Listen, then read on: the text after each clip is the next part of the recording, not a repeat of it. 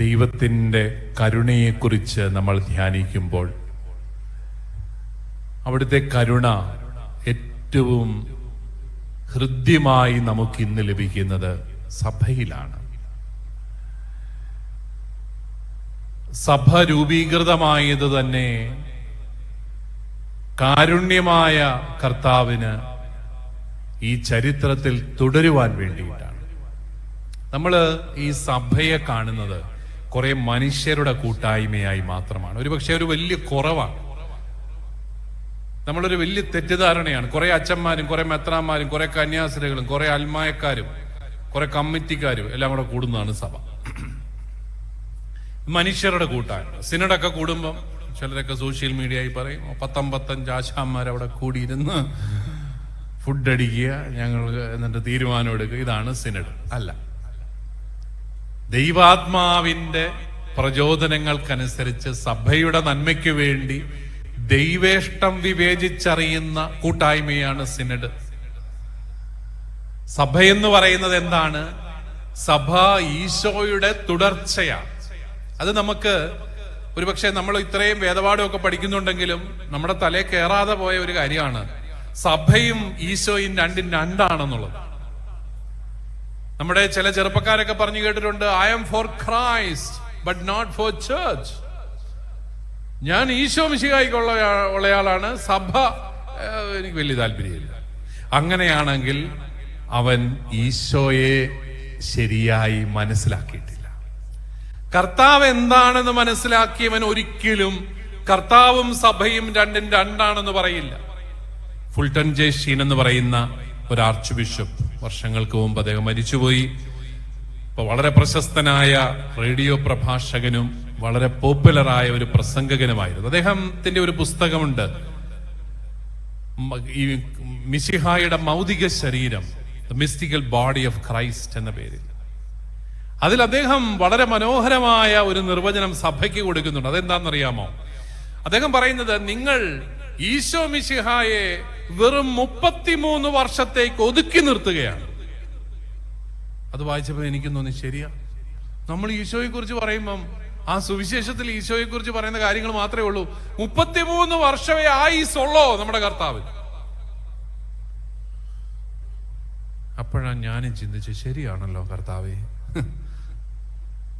മനുഷ്യനായി അവതരിക്കുന്നതിന് മുമ്പ് പുത്രനായ ദൈവം ഇല്ലേ?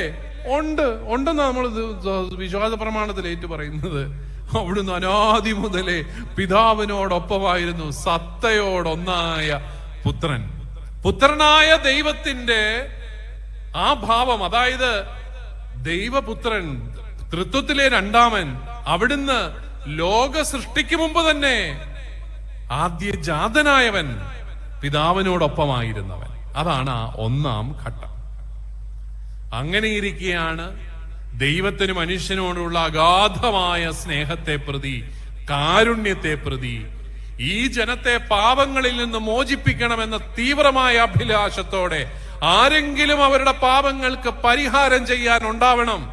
അത് ഒരു മനുഷ്യനെ കൊണ്ടും അത് സാധിക്കുകയില്ല, ഒരു മൃഗബലിക്കും അത് സാധിക്കുകയില്ല എന്ന് കരുതി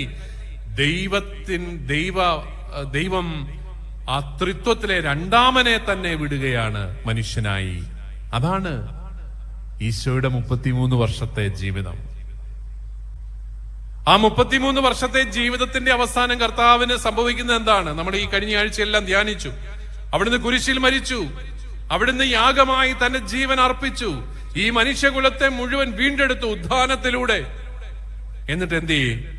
സ്വർഗാരോഹണത്തിലൂടെ മൂന്നാമത്തെ ഘട്ടം ആരംഭിച്ചു. അതെന്താണ്? പിതാവിന്റെ വലതുഭാഗത്ത് ഉപവിഷ്ടനായി, മഹത്വത്തിന്റെ വലതുഭാഗത്ത് അവിടുന്ന് ഉപവിഷ്ട. അതാണ് മൂന്നാമത്തെ ഘട്ടം.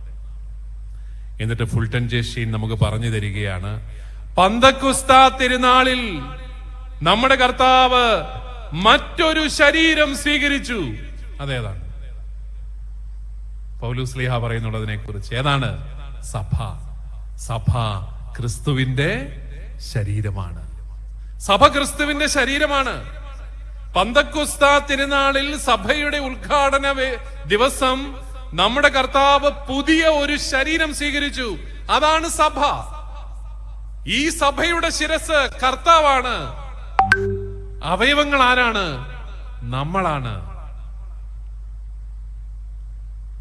സഭയാണ് ശരീരം, ശിരസ് കർത്താവാണ്, നമ്മളോ അവന്റെ ശരീരത്തിന്റെ അവയവങ്ങളും. ഇതല്ലേ പൗലോസ് ശ്ലീഹ നമ്മളെ പഠിപ്പിക്കുന്നത്. അങ്ങനെയാണെങ്കിൽ പ്രിയപ്പെട്ടവരെ, നമ്മൾ ഈശോയുടെ ശരീരത്തിന്റെ ഭാഗമാണ്. എന്തുകൊണ്ടാണ് ഓരോ ക്രിസ്ത്യാനിയും കർത്താവിന്റെ ശരീരം സ്വീകരിക്കുന്നത്? ഒരുപക്ഷെ നമ്മൾ ഏതെങ്കിലും ഒരു അക്രൈസ്തവനോട് കുർബാനയെ കുറിച്ച് പറഞ്ഞാൽ അവൻ വിശ്വസിക്കുമോ? നമ്മൾ കർത്താവിന്റെ ശരീരരക്തങ്ങൾ സ്വീകരിക്കുന്നു. എന്നതാ ഇത്? നിങ്ങൾ എന്നതാ പറയുന്നത്? ദൈവത്തിന്റെ ശരീരരക്തങ്ങൾ സ്വീകരിക്കുമോ? അത് സാധിക്കുമോ? എന്തുകൊണ്ടാണ് നമ്മൾ കർത്താവിന്റെ ശരീരം സ്വീകരിക്കുന്നത് ഓരോ പരിശുദ്ധ കുർബാനയിലും? Because we are his body. നമ്മൾ അവന്റെ ശരീരമാണ്. കർത്താവിന്റെ ശരീരമാകുന്ന നമ്മൾ അവന്റെ ശരീരം സ്വീകരിക്കുകയാണ്. അതാണ് പരിശുദ്ധ കുർബാന. പ്രിയപ്പെട്ടവരെ, നമുക്ക് ഈ അടിസ്ഥാനപരമായ കാഴ്ചപ്പാട് വേണം. ഉണ്ടെങ്കിൽ മാത്രമേ കൂദാശകളുടെ സാങ്കത്യത്തെ കുറിച്ച് നമുക്ക് മനസ്സിലാവത്തുള്ളൂ. എന്തുകൊണ്ട് ഞാൻ വീട്ടിൽ ഇരുന്ന് കുർബാനയിൽ പങ്കെടുത്താൽ പോരാ എന്ന് ചോദിച്ചാൽ അതിന്റെ ഉത്തരം, ഈശോ മിശിഹായാണ് രക്ഷയിലേക്കുള്ള ഏക മാർഗമെങ്കിൽ ആ രക്ഷ സ്വീകരിക്കാനുള്ള മാർഗം കൂദാശ സ്വീകരണമാണ്. അത് നീ കൂദാശ സ്വീകരിച്ചേ പറ്റൂ. ഇതാണ് കത്തോലിക്ക വിശ്വാസം. വേറെ വല്ല വിശ്വാസമൊക്കെ കാണും, അതെനിക്കറിയത്തില്ല. കത്തോലിക്ക വിശ്വാസത്തിൽ നീ രക്ഷപ്പെടണോ? കൂദാശ സ്വീകരിക്കണം. അതുകൊണ്ടാണ് നമ്മൾ കുമ്പസാരക്കൂട്ടിൽ മുട്ടുകുത്തണം, നമ്മുടെ പാപങ്ങൾ ഏറ്റു പറയണം, മാനസാന്തരത്തിന്റെ ഫലങ്ങൾ നമ്മുടെ ജീവിതത്തിൽ ഉണ്ടാവണം. അങ്ങനെ നമ്മൾ കൗദാശികമായ ജീവിതം സ്വീകരിക്കണം. അപ്പോഴാണ് നമുക്ക് രക്ഷ കിട്ടുന്നത്. രക്ഷ വേണമെങ്കിൽ പാരാണ്ട് ചോദിച്ച പോലെ ആർക്ക് വേണം രക്ഷ? രക്ഷപ്പെടുത്തണമേ എന്നൊക്കെ പണ്ട് പ്രാർത്ഥിക്കുന്നത് സ്വർഗത്തിൽ കൊണ്ടുപോകണേന്നായിരുന്നു. ഇപ്പൊ അങ്ങനല്ല, അമേരിക്കക്ക് പോണേ എന്നാണ് രക്ഷപ്പെടുത്താന്ന് പറഞ്ഞ. ഞങ്ങൾക്ക് അമേരിക്കക്ക് പോയാൽ മതി, സ്വർഗത്തിലൊന്നും പോകണ്ട. അങ്ങനെ കരുതുന്നവരെ സംബന്ധിച്ചിടത്തോളം കൂദാശയൊന്നും വലിയ കാര്യമുള്ള കാര്യമൊന്നുമല്ല, വീട്ടിൽ ഇരുന്നാലും മതി. പക്ഷേ സഭയാകുന്ന ശരീരം, അത് ഈശോയുടെ ശരീരമാണ് സഭ. ആ ശരീരത്തിലെ അംഗങ്ങളാണ് നമ്മൾ. നിങ്ങളുടെ മക്കള് നിങ്ങളോട് ചോദിക്കുക, എന്തുകൊണ്ടാണ് ഞങ്ങൾക്ക് തോന്നിവാസം ജീവിക്കാൻ പറ്റാത്ത? അവര് ഓരോ പിള്ളേരൊക്കെ പോയി ഇതേ ലിവിങ് ടുഗദർ, കല്യാണമൊന്നും കഴിക്കാതെ ഒരുമിച്ച് ജീവിക്കുന്നു, അടിപൊളി ജീവിക്കുന്നു. ഇപ്പൊ സിനിമയിലും അവിടെ ഇവിടെ ഇതെല്ലാം ആയി. അപ്പൊ ഞങ്ങൾക്ക് എന്തുകൊണ്ടാണ് അങ്ങനെ ജീവിച്ചാൽ കൊള്ളുകയല്ലെന്ന് ചോദിച്ചാൽ ഉത്തരം, നിനക്കത് ചെയ്യാൻ പറ്റില്ല. കാരണം you are the member of the body of Christ. കർത്താവിന്റെ ശരീരത്തിന്റെ അംഗമാണ് നീ. നിനക്ക് തോന്നിയാസം ജീവിക്കാൻ പറ്റില്ല. വേറെ എന്ത് മറുപടി നമ്മൾ കൊടുക്കുന്നു? ഇതാണ് മറുപടി. നീ മാമോദീസ ജലം വീണവനാണ്, നീ വിശുദ്ധീകരിക്കപ്പെട്ടവനാണ്, നിന്നിലൂടെ ലോകത്തെ മുഴുവൻ വിശുദ്ധീകരിക്കാനുള്ളതാണ്. അതുകൊണ്ട് നിനക്ക് ഇഷ്ടമുള്ള പോലെ ജീവിക്കാൻ പറ്റത്തില്ല മോനെ. ദൈവത്തിന്റെ സ്വാതന്ത്ര്യം മാത്രമേ നിനക്കുള്ളൂ, തോന്നിയാസം ജീവിക്കാനുള്ള സ്വാതന്ത്ര്യം നിനക്കില്ല. കാരണം നീ രക്ഷ ലക്ഷ്യമാക്കി മുന്നോട്ട് പോകുന്നവനാണ്, സ്വർഗം ലക്ഷ്യമാക്കി ജീവിക്കുന്നവനാണ്. ആ സഭയിലൂടെ, സഭ ക്രിസ്തുവിന്റെ ശരീരമാണ്. ഇന്ന് ഈശോയെ എവിടെ കാണാമെന്ന് ചോദിച്ചു കഴിഞ്ഞാൽ സഭയിലാണ് നമ്മൾ കാണുന്നത്.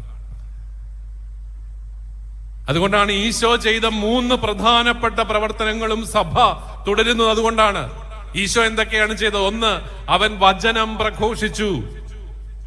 സഭ അനുസ്യൂതം ലോകത്തിന്റെ അതിർത്തികൾ വരെ സുവിശേഷം പ്രസംഗിച്ചുകൊണ്ടേയിരിക്കുന്നു.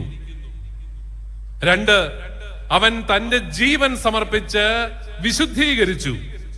സഭയിൽ കൂദാശകളിലൂടെ, പരിശുദ്ധ കുർബാനയിലൂടെ ഈശോയുടെ ആ വിശുദ്ധീകരണ കർമ്മം ഇന്നും തുടർന്നുകൊണ്ടിരിക്കുന്നു. നമ്മുടെ കുർബാന എന്നൊക്കെ പറയുന്നത്, നിങ്ങൾ പറയും വികാരിച്ചന്റെ കുർബാന, കൊച്ചച്ഛന്റെ കുർബാന, പിതാവിന്റെ കുർബാന എന്നൊക്കെ പറഞ്ഞാലും ഇത് ഞങ്ങളുടെ ആരുടെയും കുർബാനയല്ല, ഇത് കർത്താവ് അർപ്പിച്ച കുർബാനയാണ്. അതുകൊണ്ടാണ് കുർബാനയിൽ തോന്നിയാസം കൈവെക്കരുതെന്ന് പറയുന്നത്. ഇത് നിന്റെ പ്രവൃത്തിയല്ല, ഇത് ദൈവത്തിന്റെ പ്രവൃത്തിയാണ്. കർത്താവ് 2000 വർഷങ്ങൾക്കപ്പുറത്ത് അർപ്പിച്ച അതേ ബലിയാണ് നിനക്കറിയാവുന്ന പ്രതീകങ്ങളിലൂടെ, അടയാളങ്ങളിലൂടെ നീ ഇന്നത്തെ ജനത്തിന് സംവേദ്യമാക്കി കൊടുക്കുന്നത്. പുരോഹിത, നീ ആ പ്രക്രിയയിൽ കേവലം ഒരു പ്രതീകം മാത്രമാണ്. നിനക്കല്ലാതെ അതിൽ കവിഞ്ഞ ഒരു അവകാശവും ഇല്ല കുർബാനയിൽ. നീ ഒരു അടയാളം മാത്രമാണ്. കൂദാശകളിലൂടെ കർത്താവിന്റെ വിശുദ്ധീകരണ കർമ്മം തുടരുകയാണ്. മൂന്നാമതായിട്ട് അവൻ നന്മ ചെയ്തുകൊണ്ട് ചുറ്റി സഞ്ചരിച്ചു. പ്രിയപ്പെട്ടവരെ, സഭ ചെയ്യുന്ന കാരുണ്യ പ്രവർത്തനങ്ങൾ എത്രമാത്രമാണത്, എത്രമാത്രമാണ്. നമ്മൾ പലപ്പോഴും ഈ സഭയുടെ കുറവുകൾ മാത്രം ഈ സോഷ്യൽ മീഡിയയിലെല്ലാം കേട്ട്, പിന്നെ ചിലരുണ്ട് അച്ഛന്മാരെയും കന്യാസ്ത്രീകളെയും കുറ്റവും പറഞ്ഞ് ഇരുന്ന് നമുക്ക് ഈ സഭയുടെ നന്മകളൊന്നും അറിയാതെ പോയി. സഭയുടെ കാരുണ്യത്തിന്റെ ഒരു വലിയ മുഖമുണ്ട്. നമ്മുടെ സ്ഥാപനങ്ങളിലൂടെ, പ്രത്യേകിച്ച് നമ്മുടെ വിദ്യാഭ്യാസ സ്ഥാപനങ്ങളിലൂടെ നമ്മൾ ഈ സമൂഹത്തെ അക്ഷരം പഠിപ്പിച്ച ജനമാണ്. അത് നമ്മൾ മറക്കരുത്. ഈ ജനത്തിന് ആതുര ശുശ്രൂഷ എന്താണെന്ന് പഠിപ്പിച്ചു കൊടുത്ത സമൂഹമാണ് ക്രൈസ്തവ സമൂഹം. മറക്കരുത് അത്. ആരോഗ്യ പരിരക്ഷയൊക്കെ ദൈവത്തിന്റെ വലിയ ഒരു ശുശ്രൂഷയായിട്ട്, ദൈവികമായ ശുശ്രൂഷയായിട്ട് കണ്ട് അതിനു വേണ്ടിയിട്ട് ജീവിതം സമർപ്പിച്ചവരായിരുന്നു നമ്മുടെ വൈദികര്, സന്യസ്തര്, അങ്ങനെയൊക്കെയുള്ളവര്. പിന്നെ നമ്മൾ നടത്തുന്ന കാരുണ്യ ഭവനങ്ങൾ, അത് എന്തേരം ഉണ്ട്. ആയിരക്കണക്കിന് കാരുണ്യ ഭവനങ്ങൾ നമ്മൾ നടത്തുന്നുണ്ട്. ഭിന്നശേഷിക്കാരായ കുഞ്ഞുങ്ങൾക്ക് വേണ്ടി, ഉപേക്ഷിക്കപ്പെട്ട മാതാപിതാക്കൾക്ക് വേണ്ടി, അംഗവൈകല്യം വന്ന കുഞ്ഞുങ്ങൾക്ക് വേണ്ടി, മാനസിക രോഗം ബാധിച്ച സഹോദരങ്ങൾക്ക് വേണ്ടിയൊക്കെ. അത് ഏറ്റവും കൂടുതൽ നടത്തുന്നത് നമ്മുടെ കന്യാസ്ത്രീകളാട്ടോ, സിസ്റ്റർമാരാണ്. അവരുടെയൊക്കെ ഭവനങ്ങളിൽ നിങ്ങൾ എത്ര പേര് പോയിട്ടുണ്ട്? അവിടെയൊക്കെ ചെന്നാൽ അവരെല്ലാം നമുക്ക് കാലേ തൊട്ട് നമിക്കാൻ തോന്നും. കാരണം അവർക്ക് മാത്രം ചെയ്യാൻ പറ്റുന്ന ശുശ്രൂഷ, ഇങ്ങനെ അവർക്ക് വേണ്ടിയിട്ട് ജീവിക്കാൻ നമ്മുടെ മിടുമിടുക്കികളായ കന്യാസ്ത്രീകളെയൊക്കെ പ്രേരിപ്പിക്കുന്നത് എന്താണ്? കർത്താവിന്റെ കാരുണ്യമാണ്. പ്രിയപ്പെട്ടവരെ, അവരിലൂടെ കർത്താവിന്റെ കാരുണ്യ പ്രവർത്തനങ്ങൾ തുടരുകയാണ്. ദൈവവിളിയുടെയൊക്കെ അടിസ്ഥാനം അതാണ്. ദൈവത്തിന്, കർത്താവിന്റെ രക്ഷാകര പ്രവർത്തനങ്ങൾ തുടരണം. അതിനുവേണ്ടി കൂദാശകൾ പരികർമ്മം ചെയ്യണം. നമുക്ക് വൈദികരെ വേണം. കാരുണ്യ പ്രവർത്തനങ്ങള് അനുസ്യൂതം നടക്കണം. അതിനു വേണ്ടിയിട്ട് സമർപ്പിതരെ നമുക്ക് വേണം. അങ്ങനെ സമർപ്പിതരിലൂടെയും വൈദികരിലൂടെയും പിന്നെ നമ്മുടെ കുടുംബങ്ങളിലൂടെയും എല്ലാം ഈ സ്നേഹത്തിന്റെ ശുശ്രൂഷ മുന്നോട്ട് പോവുകയാണ്. എത്രയോ കാരുണ്യ പ്രവർത്തനങ്ങൾ നമ്മൾ നടത്തുന്നുണ്ട്. ഞങ്ങളുടെ രൂപതയിലൊക്കെ അതിരൂപതാ ദിനം ആഘോഷിക്കുമ്പോൾ ഓരോ ഇടവകയും, ഓരോ കോൺഗ്രിഗേഷനും, ഓരോ സ്ഥാപനവും ഓരോ വർഷവും നടത്തിയ കാരുണ്യ പ്രവർത്തനങ്ങളുടെ കണക്ക് എടുക്കാറുണ്ട്. ഒരിക്കലും അത് മുഴുവൻ കിട്ടാറില്ല. പകുതിയൊക്കെ കിട്ടുമ്പോഴത്തേക്കും 25 കോടി 28 കോടിയൊക്കെയാണ് ഓരോ വർഷവും വരുന്നത്. വല്ലവരും അറിയുന്നുണ്ടോ? നമ്മുടെയൊക്കെ ഇടവകളിലൊക്കെ എന്തെങ്കിലും നന്മ പ്രവൃത്തികൾ നമ്മൾ ചെയ്യുന്നുണ്ട്. ഒരു രൂപതാ തലങ്ങളിലൊക്കെ എന്തെങ്കിലും സ്ഥാപനങ്ങളിലൂടെ നമ്മൾ എന്തെല്ലാം കാര്യങ്ങൾ ചെയ്യുന്നു. ഓരോ കോൺഗ്രിഗേഷനും എന്തെല്ലാം കാര്യങ്ങൾ ചെയ്യുന്നു. അവർ ജീവിതവും സമർപ്പിക്കുക. പണം മാത്രമായിട്ട് നമുക്ക് കൂട്ടാൻ പറ്റത്തില്ല. അവരുടെ ജീവിതം തന്നെ അവർ സമർപ്പിക്കുകയാണ്. പിന്നെ അനേകരെ സ്നേഹിക്കാൻ പ്രേരിപ്പിക്കുകയാണ്. ഞാൻ ഇന്നലെ തിരുവനന്തപുരം അടുത്ത് കാട്ടാക്കടയിൽ എലോയിസ് റീഹാബിലിറ്റേഷൻ സെന്റർ എന്ന് പറഞ്ഞ ഒരു സെന്റർ ഉദ്ഘാടനം ചെയ്യാൻ വെഞ്ചരിക്കാൻ പോയി. അത്ഭുതപ്പെടുത്തിയ വിസ്മയനീയമായ ദൈവകാരുണ്യത്തിന്റെ ഒരു സാക്ഷ്യം.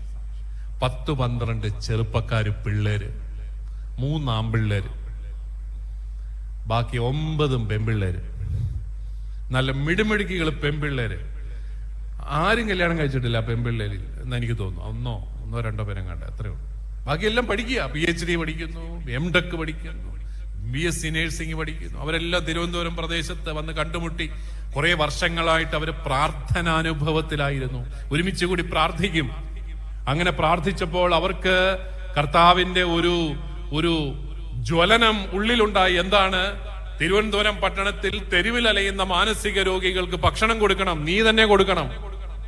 അങ്ങനെ അവരത് ഏറ്റെടുത്തു. ഈ പിള്ളേര് ഒരു സഭയുടെ ഔദ്യോഗിക സംവിധാനങ്ങളുടെ ഒന്നും സഹായമില്ലാതെ അവര് ഭക്ഷണം കൊടുത്തു തുടങ്ങി. കുറെ വർഷങ്ങൾ കഴിഞ്ഞപ്പോൾ അവർക്ക് പിന്നെയും കർത്താവിന്റെ പ്രചോദനം ഉണ്ടായി.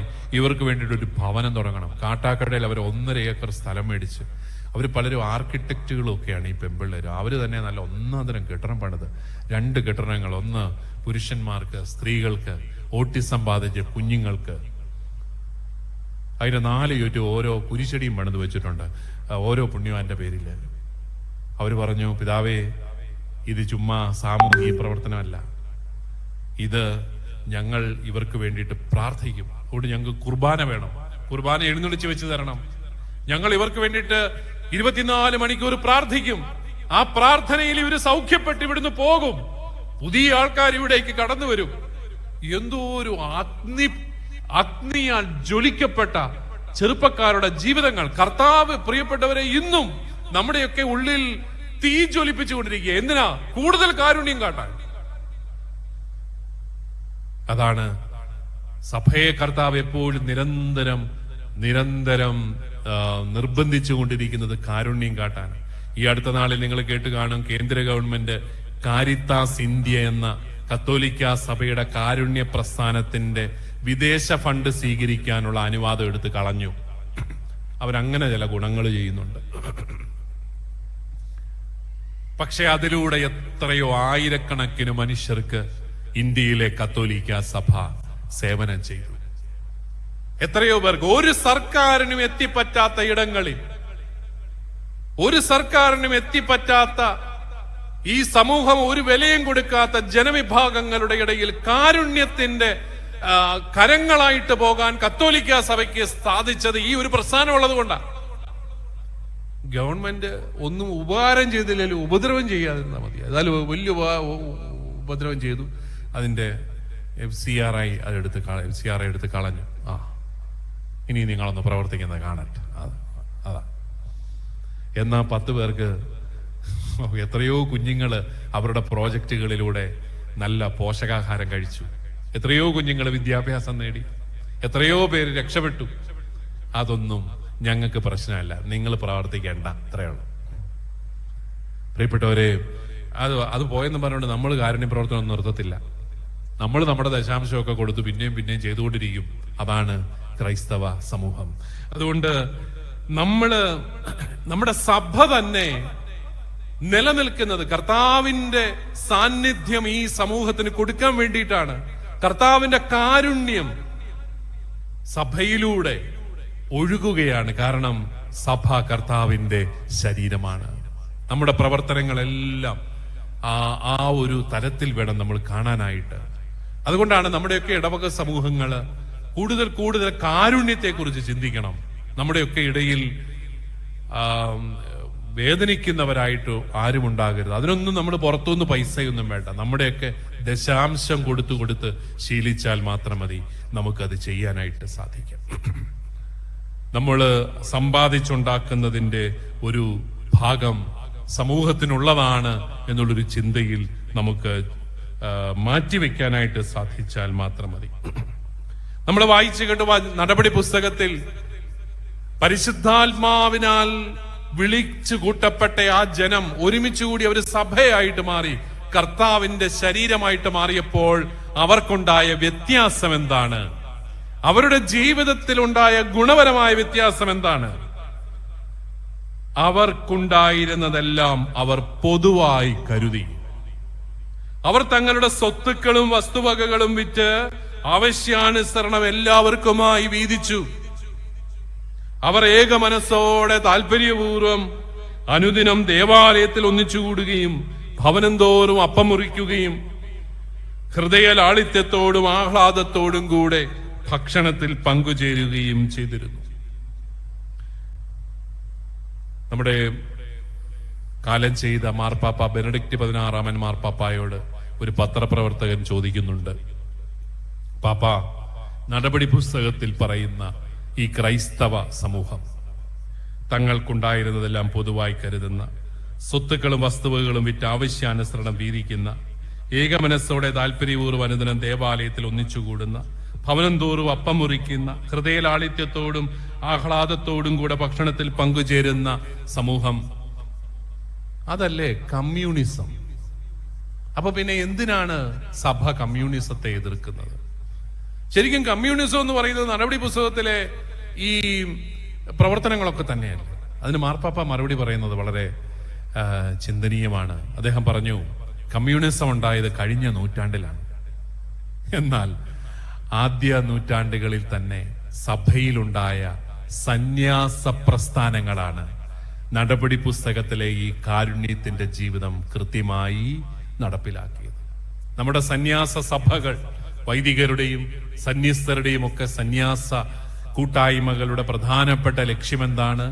ഈ ലോകത്തിന് ക്രൈസ്തവ ജീവിതം എന്താണെന്ന് കാട്ടിക്കൊടുക്കുകയാണ്. അവർക്ക് സ്വകാര്യ സ്വത്തില്ല, അവർക്കുള്ളതെല്ലാം അവർ പൊതുവായി കരുതുന്നു. തങ്ങളുടെ സ്വത്തുക്കളും വസ്തുവകകളും അവരെല്ലാം പല മേഖലകളിൽ ജോലി ചെയ്യുന്നവരാണെങ്കിലും അവരാരും ഒരു പൈസ പോലും സ്വന്തമായി എടുക്കാതെ എല്ലാവർക്കുമായിട്ട് അത് വീതിച്ചു കൊടുക്കുന്നു. അവരൊരു മനസ്സോടെ താല്പര്യപൂർവ്വം അനുദിനം ദേവാലയത്തിൽ ഒന്നിച്ചുകൂടുന്നു, പ്രാർത്ഥിക്കുന്നു. അവർ ഭക്ഷണം കഴിക്കുന്നു, ഹൃദയലാളിത്യത്തോടെ ഭക്ഷണത്തിൽ പങ്കുചേരുന്നു. ഇതാണ് നമ്മുടെയൊക്കെ സന്യാസാശ്രമങ്ങൾ, നമ്മുടെയൊക്കെ കോൺവെന്റുകൾ എന്നൊക്കെ പറയുന്നത്. ഇതെല്ലാം ഇത് കമ്മ്യൂണിസത്തും ഒക്കെ വരുന്നതിന് വളരെ മുമ്പ് തന്നെ കത്തോലിക്ക സഭയിൽ ക്രൈസ്തവ പാരമ്പര്യത്തിൽ സന്യാസത്തിലൂടെ വന്ന് പരിശുദ്ധ പിതാവ് പഠിപ്പിക്കുകയായിരുന്നു. പ്രിയപ്പെട്ടവരെ, കാരുണ്യ അനുഭവത്തിലേക്ക് നമ്മളെ നയിക്കുന്നത് സഭയാണ്. സഭ തന്നെ കാരുണ്യമാണ്. ഈ പങ്കുവയ്ക്കാൻ ഉള്ളതെല്ലാം പങ്കുവയ്ക്കാൻ, ഉള്ളതെല്ലാം പൊതുവായിട്ട് കരുതുവാൻ, എന്റെ എന്റെ എന്റെ എന്ന് പറഞ്ഞുകൊണ്ട് ജീവിക്കാതെ എല്ലാം എല്ലാവർക്കുമായിട്ട് കൊടുക്കുവാനൊക്കെ നമ്മളെ പ്രേരിപ്പിക്കുന്നത് സഭയുടെ ശുശ്രൂഷകളാണ്. അതുകൊണ്ടാണ് പറയുക, നമ്മൾ സ്വർഗത്തിൽ പോയാൽ നമ്മുടെ കൂട്ടത്തിൽ ഒരാളെങ്കിലും കാണും, നരകത്തിൽ പോയാൽ ആ പഞ്ചായത്തിലെ എല്ലാവരും കാണും എന്ന് പറയാറുണ്ട്. കാരണം നന്മ ഒരാളെയെങ്കിലും സ്പർശിക്കും. ഒറ്റയ്ക്കുള്ള ഒരു രക്ഷയില്ല. നന്മ ഒരാളെയെങ്കിലും സ്പർശിക്കും, തിന്മ ഒത്തിരി പേരെ സ്പർശിക്കും. ഉദാഹരണത്തിന്, നിങ്ങൾ നാളെ ഒന്ന് കള്ളു കുടിക്കാൻ തുടങ്ങിക്കേ, നിങ്ങൾക്ക് എന്തേരം കൂട്ടുകാരെ കിട്ടുമെന്നറിയാവോ? അയ്യോ, നിങ്ങൾക്ക് വിളി വരും, അളിയ ഒന്ന് കൂടണ്ടേ. ഇത്രയും നാള് നമ്മളെ ഒരുത്തനും അന്വേഷിക്കത്തില്ലായിരുന്നു. നമ്മൾ വെള്ളവടിക്കാരനാണെന്ന് മനസ്സിലായപ്പോഴേ നമുക്ക് വിളി വന്നു, അളിയ വാ നമുക്ക് കൂടാം. എല്ലാവരും പിന്നെ അളിയന്മാരാണ്, അങ്ങോട്ടും ഇങ്ങോട്ടും അളിയന്മാരുടെ കൂട്ടായ്മയാണ് വെള്ളവടി കൂട്ടായ്മ. അതേസമയം അവൻ ഒരു സുപ്രഭാതത്തിൽ ധ്യാനം കൂടി വെള്ളവടി നിർത്തി, പിന്നെ ഒരുത്തനും അവനെ തിരിഞ്ഞു നോക്കാനില്ല. അവൻ ഏകാന്തതയുടെ വല്ലാത്ത അവസ്ഥയിൽ മിക്കവാറും പിന്നെയും പഴയ അളിയന്മാരെ തേടി പോകാൻ തന്നെയാണ് സാധ്യത. കാരണം അവൻ ഒറ്റപ്പെട്ടു പോയി. നന്മ ഒരാളെയെങ്കിലും സ്പർശിക്കും, തിന്മ ഒത്തിരി മനുഷ്യരെ സ്പർശിക്കും എന്ന് പറയുന്നത് പോലെ നമ്മുടെ രക്ഷ ഒറ്റയ്ക്കല്ല, അത് ഒരുമിച്ചുള്ള രക്ഷയാണ്. നമ്മൾ രക്ഷപ്പെടുകയാണെങ്കിൽ ഒരുമിച്ചാണ്. ഭാര്യമാരെ, നിങ്ങൾ രക്ഷിക്കപ്പെടുന്നുണ്ടെങ്കിൽ ഉറപ്പായിട്ട് നിങ്ങളുടെ കൂടെ നിങ്ങളുടെ കെട്ടിയന്മാരും കാണും. നിങ്ങൾ നരകത്തിൽ പോയാൽ എല്ലാവരും കാണും. കെട്ടിയന്മാര് രക്ഷിക്കപ്പെട്ടാൽ അവരുടെ കൂടെ ഭാര്യമാര് ഉറപ്പായിട്ട് കാണും, മക്കളൊക്കെ കാണും. അതുകൊണ്ടാണ് നമ്മളിലൂടെ അനേകർ രക്ഷിക്കപ്പെടുന്നു എന്നുള്ളൊരു ചിന്തയിലേക്ക് നമ്മൾ കടന്നു വരേണ്ടത്. അപ്പോൾ സഭയെ നമ്മൾ ഈശോയായിട്ട് കാണുമ്പോൾ, ക്രിസ്തുവിന്റെ ശരീരമായിട്ട് കാണുമ്പോൾ, കർത്താവ് നമ്മളെ ഓരോരുത്തരെയും പങ്കുവയ്ക്കാനും അതുപോലെ കാരുണ്യം കാട്ടാനും എല്ലാം നിർബന്ധിക്കുകയാണ്. ഇങ്ങനെ ഈ പങ്കുവയ്പ്പിന്റെ ജീവിതം നയിക്കണമെങ്കിൽ നമുക്ക് ഏറ്റവും ആവശ്യമായിട്ടുള്ള ഒരു കൃപ എന്താണ്? ക്ഷമിക്കാനുള്ള കൃപയാണ്. ക്ഷമിക്കാനുള്ള കൃപ. ക്ഷമിക്കുക എന്ന് പറയുന്നത് അത്ര എളുപ്പമുള്ള കാര്യമല്ല. നമ്മൾ പറയും ക്ഷമിച്ചു ക്ഷമിച്ചു എന്നൊക്കെ പറയും, പക്ഷെ നമ്മുടെ ഉള്ളിൽ ഈ വെറുപ്പ് കിടപ്പുണ്ട്. ഒത്തിരി പേരോടുള്ള വെറുപ്പ് കിടപ്പുണ്ട്. എല്ലാവരോടും ഞാൻ ക്ഷമിച്ചു, പക്ഷെ എന്നിട്ടും എന്റെ മനസ്സിന് സ്വസ്ഥതയില്ലെന്ന് പറഞ്ഞ ഒരു സഹോദരനെ ഞാൻ കണ്ടെത്തി. കുറെ നേരം അയാളോട് സംസാരിച്ച് കഴിഞ്ഞപ്പം അയാളുടെ ഉള്ളിലെ വെറുപ്പിന്റെ അലകടല് നമ്മൾ കണ്ടുപിടിച്ചു. എന്താണത്? അയാൾക്ക് അയാളുടെ അപ്പനോട്, പണ്ടങ്ങാണ്ട് മരിച്ചുപോയ അപ്പനോട് ഇപ്പോഴും തീരാത്ത കലിപ്പാണ്. മറന്നിട്ടില്ല ഒന്നും. എന്റെ അപ്പൻ ദുഷ്ടൻ പറഞ്ഞുകൊണ്ടിരിക്കുകയാണ്. അയാൾക്ക് അയാളോട് തന്നെ വെറുപ്പാണ്. നമുക്ക് നമ്മളോട് തന്നെ വെറുപ്പ്, നമ്മുടെ കുടുംബത്തിലുള്ളവരോട് വെറുപ്പ് സൂക്ഷിക്കുന്ന ഒത്തിരി മനുഷ്യരുണ്ട്. അപ്പന്മാരോട് അമ്മമാരോടൊക്കെ വെറുപ്പ് സൂക്ഷിക്കുന്നവര്. അവർക്കൊക്കെ എങ്ങനെയാണ് കരുണ കാട്ടാനായിട്ട് സാധിക്കുക? ഒരിക്കലും ഒരു മനുഷ്യൻ, അവന് 10-22 വയസ്സ് വരെ, ഒരു പഴയ വീടാകട്ടോ, ഇപ്പോഴത്തെ വീടുകളൊന്നും അല്ല, പഴയ കാർന്നവന്മാരുടെ വീട്ടിൽ 10-22 വയസ്സ് വരെ അങ്ങനെ സുഖമായിട്ട് ജീവിക്കുകയാണ് വീട്ടിൽ. 22 വയസ്സ് കഴിഞ്ഞപ്പോഴത്തേക്ക് അപ്പൻ അവനെ വീട്ടിൽ നിന്ന് ഇറക്കി വിട്ടു. നീ പോടാ, നീ പോയി വല്ല അധ്വാനിച്ചുണ്ടാക്കണമെന്ന് പറഞ്ഞു. ചുമ്മാ ഇങ്ങനെ അമ്മയുടെ സാരത്തിമ്പി പിടിച്ച് പോയി വല്ല അധ്വാനിച്ചുണ്ടാക്കണം. അവന് സഹിക്കാൻ പറ്റിയില്ല. അപ്പൻ എന്നെ ചവിട്ടി ഇറക്കി എന്ന് പറഞ്ഞ് അവൻ അപ്പനോടുള്ള വാശിക്ക് പോയി അധ്വാനിച്ചു. 5 സെന്റ് ഭൂമി മേടിച്ചു, അവൻ വീട് വെച്ചു, പെണ്ണ് കെട്ടി, പിള്ളേരുണ്ടായി. എല്ലാത്തിനും അമ്മയും സഹോദരങ്ങളെയും വിളിച്ച് നല്ല ഭക്ഷണം കൊടുക്കും. എന്നിട്ട് അപ്പന്റെ കുറ്റം ഒരു മണിക്കൂർ അവരോട് പറയും. എല്ലാ ദിവസവും ഇയാൾ ഈ അപ്പന്റെ കുറ്റം ആരോടെങ്കിലും ഒക്കെ പറയും. കുറെ വർഷങ്ങൾ അങ്ങനെ മുന്നോട്ട് വന്നു. അപ്പനാണെ പഴയ 500 സ്റ്റൈൽ ഒരു അപ്പനാ. അവൻ എന്നെ വിളിച്ച് ഭക്ഷണം തന്നില്ലെങ്കിലും കുഴപ്പമൊന്നുമില്ല, അവൻ നന്നായല്ലോ എന്നോർത്ത് അപ്പൻ സന്തോഷമായിട്ട് ജീവിക്കുകയാണ്. കുറെ നാളുകൾക്ക് ശേഷം ഇയാൾ ഒരു കാര്യം മനസ്സിലാക്കി. അപ്പന്റെ അപ്പൻ അപ്പനെ വീട്ടിൽ കയറ്റിയിട്ട് പോലുമില്ല, പിന്നെ വേണ്ട ഇറക്കി വിടാൻ. എന്ന് വെച്ചാൽ ഈ അപ്പന്റെ അപ്പൻ വളർന്നു വന്ന കാലം മഹാകഷ്ടകാലമായിരുന്നു. അയാൾ ഒട്ടും സ്നേഹം കിട്ടാതെയാണ് വളർന്നത്. എന്നിട്ടും അയാൾ കല്യാണം കഴിച്ചു. ഞങ്ങൾ ഇത്രയും മക്കളെ ജനിപ്പിച്ചു. 10-22 വയസ്സ് വരെ എന്നെ പോറ്റി വളർത്തി. പിന്നെയും ഞാൻ സുഖിമാനായി അമ്മയുടെ സാരിത്തുമ്പെ പിടിച്ച് കിടന്ന് ജീവിക്കാനാണ് പ്ലാൻ എന്ന് മനസ്സിലായപ്പോഴാണ് എനിക്കിട്ടൊരു ചവിട്ട് തന്നിട്ട് പോയി രക്ഷപ്പെടാന്ന് പറഞ്ഞു. അതുകൊണ്ടാണ് ഞാൻ രക്ഷപ്പെട്ടത് എന്ന് തിരിച്ചറിഞ്ഞപ്പോൾ അത്രയും വർഷങ്ങളായി അയാളുടെ മനസ്സിൽ അടങ്ങിയിരുന്ന വെറുപ്പ് മുഴുവൻ, അയ്യോ പാവം അപ്പന്റെ മാതാപിതാക്കളുടെ സ്നേഹമൊന്നും കിട്ടാതാണല്ലോ വളർന്നത് എന്നുള്ളൊരു ചിന്തയിൽ ആ വെറുപ്പ് മുഴുവൻ കാരുണ്യമായിട്ട് മാറി. അപ്പോഴാണ് അയാൾക്ക് അപ്പനോട് ക്ഷമിക്കാൻ സാധിച്ചത്. പ്രിയപ്പെട്ടവരെ, ക്ഷമിക്കുക എന്ന് പറയുന്നത് എളുപ്പമുള്ള കാര്യമല്ല. മുറിപ്പെടുത്തിയവന്റെ ലോകത്തോട് കരുണ കാട്ടിയാൽ മാത്രമേ നമുക്ക് ക്ഷമിക്കാനാവൂ. മുറിപ്പെടുത്തിയവന്റെ ലോകത്തോട് കരുണ കാട്ടിയാൽ മാത്രമേ നമുക്ക് ക്ഷമിക്കാനാവൂ. മുറിപ്പെടുത്തിയ ഈ അപ്പൻ ഒരു ലോകമുണ്ട്. അയാൾ വളർന്നു വന്ന ലോകം. എന്റെ അപ്പനെയും അമ്മയൊക്കെ വിധിക്കാൻ ഞാൻ ആരാണ്? അവര് വളർന്നു വന്ന സാഹചര്യങ്ങൾ എനിക്കറിയില്ല. അവര് സ്നേഹം കിട്ടിയാണോ വളർന്നത്? എനിക്കറിയില്ല. ഞാൻ എന്നിട്ട് അവരോട് പോരടിച്ചിരിക്കുക. കാരണം എനിക്ക് കിട്ടിയ സ്നേഹം പോരെന്ന് പറഞ്ഞ് ഞാൻ എന്റെ അപ്പനോടും അമ്മയോടും വഴക്കുണ്ടാക്കുമ്പോൾ ഞാൻ ഓർക്കേണ്ടത്, എന്റെ അപ്പനും അമ്മയ്ക്കും സ്നേഹം കിട്ടിയിട്ടുണ്ടോ? എനിക്കൊരു കാര്യം ഉറപ്പാ, സ്നേഹം കിട്ടിയവരെല്ലാം സ്നേഹം കൊടുക്കും. നിങ്ങൾക്ക് സ്നേഹിക്കാൻ അറിയത്തില്ലെങ്കിൽ അതിന്റെ അർത്ഥം, നിങ്ങളുടെ അപ്പനോ അമ്മയ്ക്കോ സ്നേഹിക്കാൻ അറിയത്തില്ലെങ്കിൽ അതിന്റെ അർത്ഥം അവർക്ക് സ്നേഹം കിട്ടിയിട്ടില്ല. അപ്പോ ഉറപ്പായിട്ടും നിങ്ങൾക്കും സ്നേഹിക്കാൻ അറിയത്തില്ലായിരിക്കും. കൂടെയുള്ളവരോടൊന്ന് ചോദിച്ചേക്കണം, നിങ്ങളുടെ സ്നേഹം അവർക്ക് മനസ്സിലാവുന്നുണ്ടോ എന്ന്. മുറിപ്പെടുത്തിയവന്റെ ലോകത്തോട് കരുണ കാട്ടാനായിട്ട് സാധിക്കുക. ഉൽപ്പത്തി പുസ്തകത്തിന്റെ അവസാന അധ്യായങ്ങളിൽ നമ്മുടെ പൂർവ്വപിതാവായ യൗസേപ്പിനെ കാണുന്നുണ്ട്. ക്ഷമയുടെ ഉദാത്തമായ ഒരു മാതൃകയാണ് പൂർവ്വപിതാവായ യൗസേപ്പ്. യൗസേപ്പിന്റെ ജീവിതം കേട്ടാൽ നമുക്ക് സങ്കടം വരും. നമുക്ക് ആ സഹോദരങ്ങളെ എല്ലാം വെടിവെച്ച് കൊല്ലാൻ തോന്നും. കാരണം നല്ലൊരു പയ്യൻ, ഇളയ മകൻ, അവന് പ്രത്യേക കഴിവുകളൊക്കെ ഉണ്ട്. എന്താണ് കഴിവ്? സ്വപ്നങ്ങൾ വ്യാഖ്യാനിക്കും. അപ്പനാണെങ്കിലും അപ്പനാണെങ്കിൽ കൂടെ സ്വപ്നമോ. എന്തിനാണോ ഈ യാക്കോബിന് വയസ്സാങ്കാലത്ത് ഇത്ര സ്വപ്നം? ഏതായാലും ഈ സ്വപ്നം എല്ലാം ഈ മകനാണ് വ്യാഖ്യാനിച്ചു കൊടുക്കുന്നത്. അപ്പൻ സ്വപ്നം കാണുന്നു, മകൻ വ്യാഖ്യാനിക്കുന്നു. അപ്പൊ മകനോടൊരു പ്രത്യേക താല്പര്യമായി. മകനും കൂടുതൽ സ്വപ്നങ്ങൾ കണ്ടുകൊണ്ടിരിക്കുന്നു. അവൻ രാവിലെ എഴുന്നേറ്റ് സ്വപ്നങ്ങൾ ചേട്ടന്മാരോട് പറയുന്നു, വ്യാഖ്യാനിക്കുന്നു. ചേട്ടന്മാർക്ക് ഇഷ്ടപ്പെടും. അവസാനം ആട് മേയ്ക്കാനായിട്ട് പോയ വഴിയെ ചേട്ടന്മാരെല്ലാരും കൂടെ, ഫസ്റ്റ് ചേട്ടന്മാരല്ലേ, അവരെല്ലാരും കൂടെ പദ്ധതി ഉണ്ടാക്കി ഇവനെ കൊല്ലാൻ. സ്വന്തം സഹോദരങ്ങൾ വധിക്കാൻ തീരുമാനിക്കുന്ന ജോസഫിനോട് നമുക്ക് പാവം തോന്നും. പാവം, നല്ലൊരു പയ്യൻ, നിഷ്കളങ്കനായ പയ്യൻ, ചേട്ടന്മാരെ വിശ്വസിച്ച് പോയതാണ്.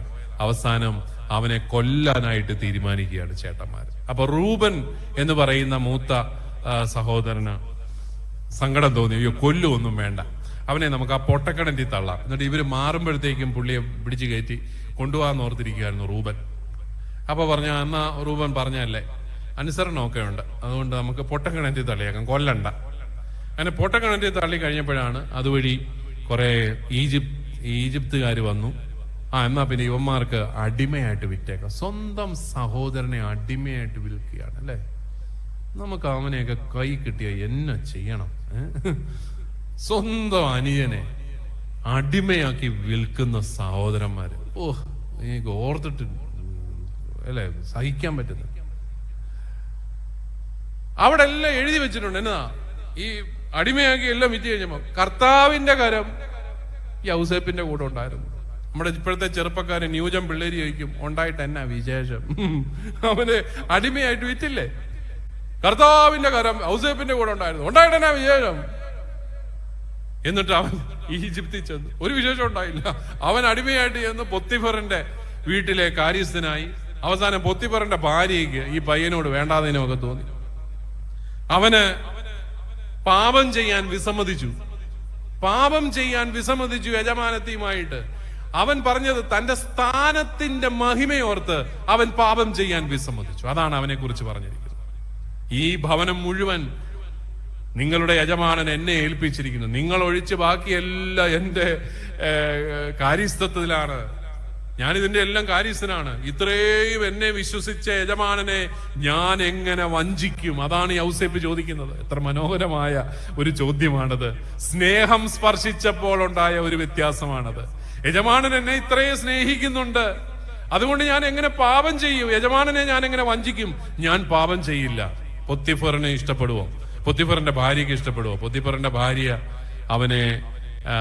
അവനെതിരെ കള്ളക്കേസ് ഉണ്ടാക്കി. അവൻ പൊത്തിഫറിന്റെ ഭാര്യയുമായിട്ട് അവിഹിതത്തിന് ചെന്നു എന്നൊക്കെ പറഞ്ഞ് പൊത്തിഫറിനെ കൊണ്ട് ഇവനെ കാരാഗൃഹത്തിൽ അടപ്പിച്ചു. പിന്നെ എഴുതി വെച്ചിരിക്കുന്നു, കർത്താവിന്റെ കരം അവന്റെ കൂടെ ഉണ്ടായിരുന്നു. ഉണ്ടായിട്ട് എന്നാ വിശേഷം?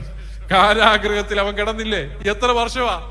ഒരു വർഷമാണ് പോട്ടത്, 2 വർഷം, 3-4 വർഷം കിടന്നു അതിനകത്ത്. കാരാഗൃഹത്തിൽ കിടന്നു. കർത്താവിന്റെ കരം അവിടെ ഉണ്ടായിരുന്നു.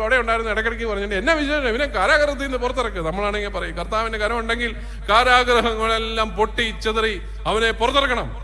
അവൻ അവിടെ കിടക്കുക, ഒരു രക്ഷയില്ല. ഇവനെ പുറത്തിറക്കാൻ പറ്റുന്നില്ല. കർത്താവ് അവസാനം സഹികെട്ട് ഫറവോയ്ക്ക് സ്വപ്നങ്ങൾ കൊടുത്തു. ഫറവോയ്ക്ക് സ്വപ്നങ്ങൾ കൊടുത്തു.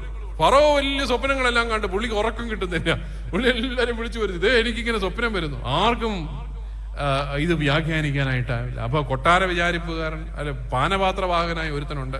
അവൻ ജോസഫിന്റെ കൂടെ ഉണ്ടായിരുന്നതാണ്. ജോസഫ് അവനെ പറഞ്ഞാ വിട്ടത്, നീ ആ പാനപാത്രം ഒഴിച്ചു കൊടുക്കുമ്പോ എന്റെ കാര്യം ഒന്ന് പറയണേ ഫറവോയോട്. അവൻ മറന്നുപോയി, ദുഷ്ടൻ. കർത്താവിന്റെ കാര്യം അവന്റെ കൂടെ ഉണ്ടായിരുന്നു പറഞ്ഞിട്ട് എന്നാ കാര്യം? അവൻ മറന്നുപോയി. അപ്പൊ അവൻ അത് ഓർത്തു. എന്താ? ഇതെല്ലാം കഴിഞ്ഞപ്പോ അവൻ ഓർത്തു, അയ്യോ ഇങ്ങനൊരാള് ജയിലിൽ കിടപ്പുണ്ട് കേട്ടോ. ഫറവോ പറഞ്ഞു അവനെ കൊണ്ടുപോവാ. അവൻ നല്ല മണിമണിയായിട്ട് കൃത്യമായിട്ട് പറഞ്ഞു കൊടുത്തു. എന്താണ്? സ്വപ്നത്തിന്റെ അർത്ഥം വ്യാഖ്യാനിച്ചു കൊടുത്തു. ഫറവോയ്ക്ക് മനസ്സിലായി, ഇവനിൽ കർത്താവിന്റെ കരമുണ്ടെന്ന്. കർത്താവിന്റെ കരം അവന്റെ കൂടെയുണ്ടെന്ന് ആർക്ക് മനസ്സിലായി? വിജാതീയനായ ഫറവോയ്ക്ക് മനസ്സിലായി, ഇവൻ നിസാരക്കാരനല്ല, കർത്താവിന്റെ ആത്മാവ് അവന്റെ മേലുണ്ട്. അതുകൊണ്ട് അവനെ തന്നെ ഈജിപ്തിന്റെ ഭരണാധികാരിയാക്കി. കാരണം ഇത്രയും കൃത്യമായിട്ട് ഈജിപ്ത് രാജ്യത്ത് സംഭവിക്കാൻ പോകുന്ന ക്ഷാമം അത് വ്യാഖ്യാനിച്ചു തന്നെങ്കിൽ തീർച്ചയായിട്ടും അവന് ക്ഷാമത്തിൽ നിന്ന് രാജ്യത്തെ രക്ഷിക്കാനായിട്ടാവും. അവന് രാജ്യത്തിന്റെ ഭരണാധികാരിയാക്കി. ജോസഫ് മിടുക്കനാണ്, നല്ല കഴിവുള്ളവനാണ്, ദൈവത്തിന്റെ കൃപയുള്ളവനാണ്, ദർശന വരവുള്ളവനാണ്. അവന് സ്വപ്നങ്ങൾ വ്യാഖ്യാനിക്കാൻ വരവുണ്ട്. അവൻ കൃത്യമായിട്ട് ചെയ്തു. ധാന്യപ്പുരകളെല്ലാം പണിത് ധാന്യങ്ങളെല്ലാം ശേഖരിച്ച് അനേകം വർഷങ്ങളിലേക്ക് വേണ്ട ധാന്യങ്ങൾ ശേഖരിച്ചു വെച്ചു. അപ്പത്തേ വരുന്നു ആരാണ്? തന്നെ കൊല്ലാൻ ആഗ്രഹിച്ച, പൊട്ടക്കിണറ്റിൽ തള്ളിയിട്ട, അതുവഴി പോയി ഇസ്മായേല്യർക്ക് തന്നെ വിറ്റ സ്വന്തം സഹോദരന്മാര് വരുന്നു. നമ്മളാ ഈ വിവരം പറഞ്ഞാൽ എന്നാ പറയും? അവനെ അതിർത്തി കടത്തണ്ട, അവിടെ വെച്ച് തട്ടിയേക്കാൻ പറയും, അല്ലെ? ദുഷ്ടന്മാര്. ഇവനൊന്നും ജീവിക്കാൻ അവകാശമില്ല, അവന്മാരെന്നെ കൊല്ലാൻ പ്ലാൻ ചെയ്തതാ, അവനെന്നെ അടിമയായിട്ട് വിറ്റതാ, അവനെ കൊന്നേക്കാൻ പറയും അവന്മാരെ എല്ലാം. പക്ഷെ ഇവര് വന്നപ്പോഴേ സഹോദരങ്ങളാണെന്ന് മനസ്സിലായി. ഈ പാവം യൗസേപ്പ് അകത്തുപോയി പൊട്ടിക്കരഞ്ഞു എന്നാണ് പറയുന്നത്. യൗസേപ്പ് 3 പ്രാവശ്യം പൊട്ടിക്കരഞ്ഞു. കാരണം അദ്ദേഹത്തിന് ആ വേദന അദ്ദേഹത്തോട് ഇവര് ചെയ്ത ആ പാതകങ്ങളെല്ലാം മനസ്സിൽ വന്നിട്ട് അത് മനസ്സിൽ അങ്ങോട്ട് തങ്ങി നിൽക്കുന്നില്ല, പൊട്ടിക്കരയുകയാണ്. കരഞ്ഞ് അവൻ സങ്കടം തീർത്തു. പിന്നെ അവരെ ഇട്ട് കുറെ പരീക്ഷിച്ച് അങ്ങോട്ടും ഇങ്ങോട്ടും എല്ലാം ഓടിച്ചു.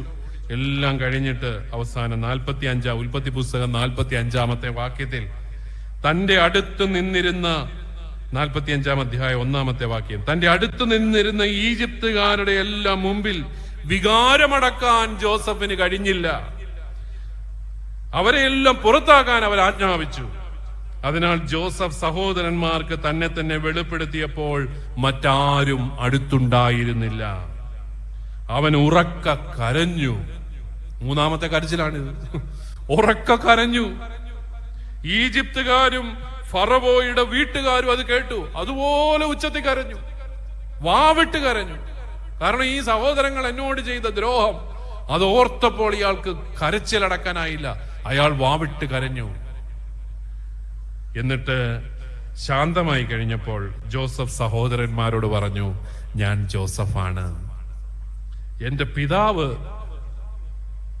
ഇപ്പോഴും ജീവിച്ചിരിക്കുന്നുവോ? അതാണ് ചോദിച്ചത്. അവരാകെ സ്തംഭിച്ചുപോയി, അവർക്ക് സംസാരിക്കാൻ സാധിച്ചില്ല. അപ്പോൾ അവൻ അവരോട് എന്റെ അടുത്തേക്ക് വരിക എന്ന് പറഞ്ഞു. എന്നിട്ട് അവൻ പറഞ്ഞു, നിങ്ങൾ ഈജിപ്തുകാർക്ക് വിറ്റ നിങ്ങളുടെ സഹോദരൻ ജോസഫാണ് ഞാൻ. എന്നെ ഇവിടെ വിറ്റതോർത്ത് നിങ്ങൾ വിഷമിക്കുകയോ വിഷാദിക്കുകയോ വേണ്ട. തന്റെ മുറിപ്പാടുകളുടെ ചരിത്രത്തിന് ജോസഫ് ഒരർത്ഥം കണ്ടെത്തുകയാണ്. എന്താണത്? ജീവൻ നിലനിർത്താൻ വേണ്ടി ദൈവമാണ് എന്നെ നിങ്ങൾക്ക് മുൻപേ ഇങ്ങോട്ട് അയച്ചത്. 8-ാമത്തെ വാക്യത്തിൽ വീണ്ടും പറയും, നിങ്ങളല്ല, ദൈവമാണ് എന്നെ ഇങ്ങോട്ട് അയച്ചത്. എന്തിനു വേണ്ട? നിങ്ങളുടെയും ജീവൻ നിലനിർത്താൻ വേണ്ടി ദൈവമാണ് എന്നെ അയച്ചത്. അതുകൊണ്ട് നിങ്ങൾ വിഷമിക്കണ്ട. മുറിപ്പാടുകളുടെ ചരിത്രത്തിന് അർത്ഥം കണ്ടെത്തിയപ്പോൾ ജോസഫിന് ക്ഷമിക്കാനായി. പ്രിയപ്പെട്ടവരെ, നമ്മളൊക്കെ പലരെയും കുറിച്ച് ഇപ്പോഴും ക്ഷമിക്കാതിരിക്കുന്നത് എന്തുകൊണ്ടാണെന്നറിയാമോ? അവരും കൂടെ സഹായിച്ചിട്ടാണ് നമ്മൾ ഈ നിലയിലൊക്കെ എത്തിയതെന്ന് ഒരു ചിന്ത നമുക്കില്ലാത്തതുകൊണ്ടാണ്. നമ്മളെ സ്നേഹിക്കുന്നവർ മാത്രമല്ല കേട്ടോ നമ്മളെ വളർത്തിയത്, നമ്മുടെ ശത്രുക്കളും കൂടെ. ചിലരൊക്കെ എന്റെ മുമ്പിൽ ചില വഴികൾ അടച്ചത് കൊണ്ടാണ് വേറെ ചില വഴികൾ എനിക്ക് തുറന്നത്. അപ്പൊ അവരും എന്റെ രക്ഷയുടെ ചരിത്രത്തിൽ അവരും പങ്കാളികളാണ്. അവരെ ഞാൻ വെറുക്കേണ്ട കാര്യമൊന്നുമില്ല. അവൻ ചില വഴികൾ അടച്ചത് കൊണ്ട് എനിക്ക് വേറെ ചില വഴികൾ തുറക്കും. കർത്താവിന്റെ കരം നമ്മൾ ദർശിച്ചാൽ നമുക്കായി അവിടുന്ന് പുതിയ വഴികൾ തുറക്കുന്നുണ്ട്. കുറെ വർഷങ്ങൾക്ക് മുമ്പ് വിവാഹത്തിന്റെ ജൂബിലിയൊക്കെ ആഘോഷിച്ച ഒരു സഹോദരി, നമ്മൾ ഈ ഇടവുകളിലൊക്കെ വിവാഹത്തിന്റെ സുവർണ ജൂബിലി, രജത ജൂബിലി 25 വർഷമൊക്കെ കഴിയുമ്പോൾ അവരെല്ലാം വിളിച്ച് ആദരിച്ച് ധീരതയ്ക്കുള്ള അവാർഡൊക്കെ കൊടുക്കും അല്ലെ? 25 വർഷം ധൈര്യപൂർവ്വം ജീവിച്ചതിന് ധീരതയ്ക്കുള്ള അവാർഡ് ബൈബിളാ കൊടുക്കുന്നത്. അപ്പൊ ഇടവക ദിനത്തിന് അങ്ങനെ വിളിച്ച് ധീരതയ്ക്കുള്ള അവാർഡെല്ലാം കൊടുത്തെല്ലാം കഴിഞ്ഞ് പിറ്റേ ദിവസം ഈ സഹോദരി എന്നെ കാണാൻ വന്നു. അച്ഛാ, അന്ന് ഞാൻ കൊച്ചച്ഛനാ പള്ളിയില്, കൊച്ചച്ഛന് താങ്ക്സ് പറയാൻ വന്ന. ഞാൻ പറഞ്ഞു, അയ്യോ അത് ആദ്യമാണ്. കാരണം എല്ലാവരും ഈ ധീരതയ്ക്കുള്ള അവാർഡൊക്കെ മേടിച്ച് പോകുന്നതല്ലാതെ ആരും അങ്ങനെ താങ്ക്സ് ഒന്നും പറയാറ് അച്ഛന്മാരുടെ അടുത്തൊന്നും വരാറില്ല. കൊച്ചച്ഛന് താങ്ക്സ് പറയാൻ വന്ന. എന്താ, നല്ല പരിപാടിയായിരുന്നു ഇന്നലെ, നല്ല ഫംഗ്ഷൻ ആയിരുന്നു, അച്ഛന് ഒത്തിരി കഷ്ടപ്പെട്ടു, എല്ലാം നന്നായിട്ട് ഓർഗനൈസ് ചെയ്തു, താങ്ക് യു. അപ്പോഴേ എനിക്ക് തോന്നി ഇത് താങ്ക്സ് മാത്രമല്ല, ഇതിന്റെ പുറകെ വേറെ ഏതാണ്ട് വരുന്നുണ്ട്. അവിടുത്തെ സൺഡേ സ്കൂൾ ടീച്ചറാണ്, നല്ല ഒരു കുടുംബത്തിലെ കുടുംബിനിയാണ്, മാതൃവേദിയുടെ ഭാരവാഹിയാണ് എന്ന് വേണ്ട ഇടവക പ്രവർത്തനങ്ങളിലെല്ലാം സജീവമായിട്ട് നിൽക്കുന്ന ഒരു ചേച്ചിയാണത്. അപ്പൊ അവര് എന്നോട് പറഞ്ഞു, അച്ഛാ ഒരു കാര്യം കൂടെ ഉണ്ട്. എന്നാ, എന്റെ ആങ്ങളമാരോടും അപ്പനോടും പിണങ്ങിയിട്ടും 25 വർഷമായി. ഞാൻ പറഞ്ഞത് അത് പറയായിരുന്നെങ്കിൽ നമുക്ക് അതിൻ്റെയും കൂടെ ജൂബിലി ആഘോഷിക്കായിരുന്നു. അനുരഞ്ജനത്തിന്റെ കൂതാശയായ പരിശുദ്ധ കുർബാനയുടെ ഒരു പുസ്തകവും കൂടെ തരായിരുന്നു സമ്മാനം, കുർബാന പുസ്തകം തരാൻ. ഞാൻ ചോദിച്ചു, അതിനകത്ത് അവരോട് പിണങ്ങിയിരിക്കുന്നത്? നിങ്ങളെ കണ്ടാ ഇങ്ങനൊന്നും തോന്നത്തില്ലല്ലോ. നല്ല കുടുംബം, നല്ല 2 മക്കള്, കെട്ടിയവൻ നല്ലൊരു മനുഷ്യൻ, കേന്ദ്ര ഗവൺമെന്റിലെങ്ങാണ്ട് ജോലിയുള്ള ഒരു മനുഷ്യനാ. മക്കളാണെങ്കിൽ നന്നായിട്ട് പഠിക്കും, അവരും ഈ പ്രൊഫഷണൽ കോളേജുകളിലെങ്ങാണ്ടൊക്കെ പഠിക്കുന്ന 2 നല്ല പിള്ളേര്, ആൺപിള്ളേരും. അവധിക്ക് വന്ന അമ്മമാര് കുർബാനയ്ക്ക് വില കൂടാൻ വരുന്ന പിള്ളേരാണ്. ഞാൻ ചോദിച്ചു, എന്തിനാ ഈ പിണങ്ങിയിരിക്കുന്നത്? അല്ല, അവരെന്നെ പറ്റിച്ചാച്ചു. അതെന്നാ, അമ്മ മരിച്ചു പോയായിരുന്നു എൻ്റെ കല്യാണത്തിന്. എന്നിട്ടോ അത് അമ്മ മരിച്ചുപോയി. അപ്പോൾ അവന്മാരെന്നെ പറ്റിച്ചു. അതെന്നാ? അല്ല, എനിക്കൊരു 10-12 ഏക്കർ റബ്ബർ തരാമായിരുന്നു. എന്നിട്ട് എത്രയാ കിട്ടിയത്? എനിക്ക് 6 ഏക്കറേ തന്നുള്ളൂ. 6 ഏക്കർ റബ്ബറേ തന്നുള്ളൂ എന്ന് പറഞ്ഞിട്ട് 25 വർഷമായിട്ട് വലിയ പിണക്കമല്ല, ഒരു ശീതസമരം എന്ന് പറഞ്ഞാൽ ഫംഗ്ഷനൊക്കെ പോകും, അവിടെ പോയി അധ്യക്ഷപദം അലങ്കരിക്കും എന്ന് പറയുന്നത് പോലെ അലങ്കരിച്ചിട്ട് ഇനി പോരും. അവരോട് വലിയ സ്നേഹമൊന്നുമില്ല. അപ്പനെ ആങ്ങളമാരെയൊക്കെ കണ്ട് ഹായ് ഹായ് ഹോയ് ഹോയ് എന്നൊക്കെ പറഞ്ഞ് കൊച്ചു പിള്ളേരുടെ കവളയിലൊക്കെ തൊട്ട് 2 മിഠായി കൊടുത്തിട്ട് അവർക്ക് പോരും. ഒരു ഹൃദയ ഐക്യമില്ല, അടുപ്പമില്ല, കുടുംബത്തോടൊരു അടുപ്പമില്ല, പിണങ്ങിയിരിക്കുകയാണ്. എനിക്കത് കേട്ടിട്ട് സങ്കടം വന്നു. ഞാൻ ചോദിച്ചു, എന്റെ സഹോദരി, നിങ്ങൾക്ക് ആ 12 ഏക്കർ റബ്ബർ കിട്ടുകയും നിങ്ങളുടെ കെട്ടിയോൻ കള്ളുകുടിയനും പിന്നെ സർവമാന തല്ലിപ്പുള്ളിയുമായിട്ട് ഇതുവഴി നടക്കുകയും ചെയ്തിരുന്നെങ്കിൽ എങ്ങനെ ഉണ്ടായിരുന്നേനെ? ഉടനെ അവരെന്നോട് പറയാ, എന്റെ അച്ഛൻ അങ്ങനെ പറയാതെ, എങ്ങാനും വയസ്സാങ്കാലത്ത് അയാൾ തലതിരിഞ്ഞ് അങ്ങനെങ്ങാനും ആയിപ്പോയാലോ, അങ്ങനൊന്നും പറയാതെ. അയ്യോ എന്റെ സഹോദരി, നിങ്ങൾക്ക് 12 ഏക്കർ റബ്ബർ തോട്ടം കിട്ടുകയും നിങ്ങളുടെ പിള്ളേർ ഇങ്ങോട്ട് വരാൻ പറഞ്ഞാൽ കൃത്യം അങ്ങോട്ട് പോകുന്ന 2 ആ കർത്താവ് തന്നായിരുന്നെങ്കിൽ എങ്ങനെ ഉണ്ടായിരുന്നേനെ ജീവിതം? എന്റെ അച്ഛൻ അങ്ങനെയൊന്നും പറയാതെ. പ്രിയപ്പെട്ടവരെ, ദൈവം തരുന്ന കൃപകളൊന്നും നമ്മള് എണ്ണുന്നില്ല. തരാത്തതെല്ലാം ഓർത്തിരിപ്പുണ്ട്. യൗസേപ്പിന് സംഭവിച്ചത് എന്താണ്? യൗസേപ്പ് കിട്ടിയ നന്മകൾ ഓർത്തു. ദൈവത്തിന്റെ കരം കൂടെയുണ്ട്, പിന്നെ ഞാൻ എന്തിനാ വിഷമിക്കുന്നേ? കർത്താവിന്റെ കരം കൂടെയുണ്ട് എന്നുള്ള ഒരു തിരിച്ചറിവിൽ യൗസേപ്പിന് ക്ഷമിക്കാൻ വലിയ ബുദ്ധിമുട്ടുണ്ടായില്ല. പ്രിയപ്പെട്ടവരെ, നമ്മളും ദൈവം നമുക്ക് ഒത്തിരി നന്മകളൊക്കെ തന്നിട്ടുണ്ട്. നമ്മൾ വിചാരിക്കുന്നത് ഓസ്ട്രേലിയക്ക് പോയാലേ ശരിയാകത്തുള്ളൂ, അമേരിക്കയ്ക്ക് പോയാലേ ശരിയാകത്തുള്ളൂ, പിന്നെ ചിലർ വിചാരിക്കുന്നത് വേറൊരു കെട്ടിയോൻ വന്നാലേ ശരിയാകത്തുള്ളൂ. ചുമ്മാതാ, ഇപ്പോഴത്തേതൊക്കെ തന്നെ നല്ലത് മതി. ചില ചേട്ടന്മാരുടെയൊക്കെ വിചാരം അവരുടെ ഒറിജിനൽ ഭാര്യ ഇതുവരെ വന്നിട്ടില്ലെന്നാണ്.